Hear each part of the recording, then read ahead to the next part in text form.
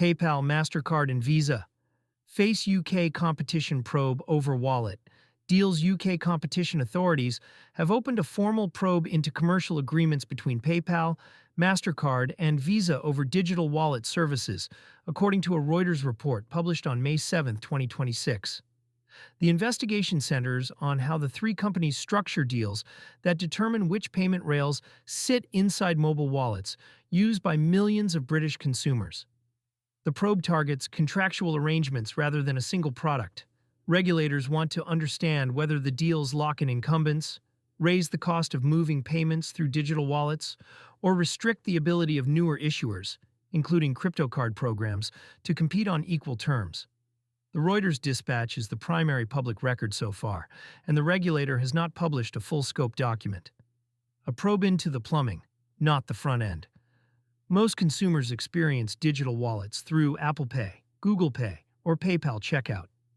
Behind those interfaces sit Visa and Mastercard tokenization services, network fees, and bilateral agreements that govern which BIN ranges qualify, how much each transaction costs, and which issuers get preferential treatment.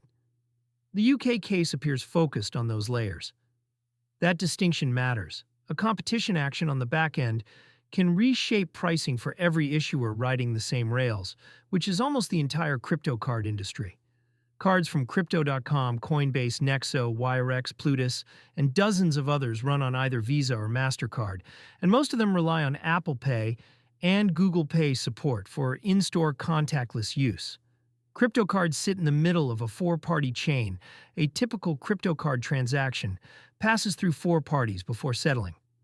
The issuer's processor, the card network, Visa or Mastercard, the merchant acquirer, and the consumer's wallet provider. Each layer takes a cut.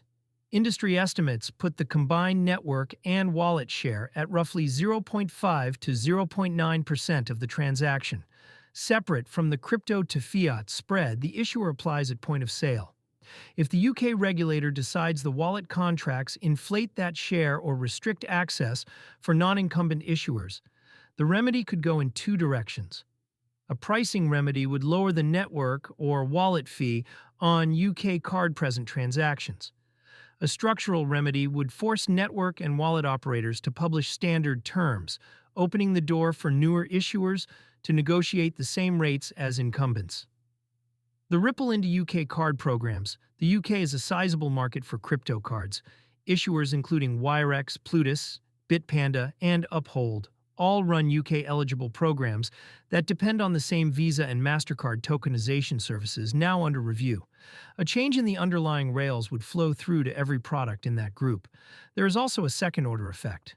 Newer self-custody card programs that aim to bypass the traditional issuer model still ultimately rely on a Visa or Mastercard BIN sponsor. If the UK forces standardization in network terms, smaller self-custody issuers could find the cost of launching a UK-eligible product fall, which would expand the set of cards available to UK users. Markets shrugged. Crypto markets are not pricing this as a near-term catalyst. As of May 7, 2026, BTC trades at $80,893, down 0.4% on the day. ETH at $2,323, down 1.7%. And the Crypto Fear and Greed Index sits at 50, neutral. Visa and Mastercard equities will likely react in London trading, but the read-through to crypto card economics will only show up if and when the regulator publishes specific findings. The probe is at an early stage. UK competition cases of this size usually run 12 to 24 months between opening and provisional findings, and longer if the parties contest the scope. Crypto card issuers operating in the UK should track the timeline because any remedy that lands on Visa, Mastercard, or PayPal will land on every product riding their networks. For consumers, nothing changes today.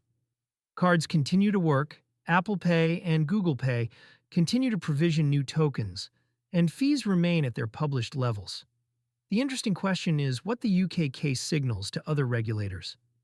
The European Commission and the US Department of Justice have both run their own actions against card network practices in recent years, and a UK finding would add to a growing body of competition pressure on the duopoly that crypto card programs are forced to build on top of.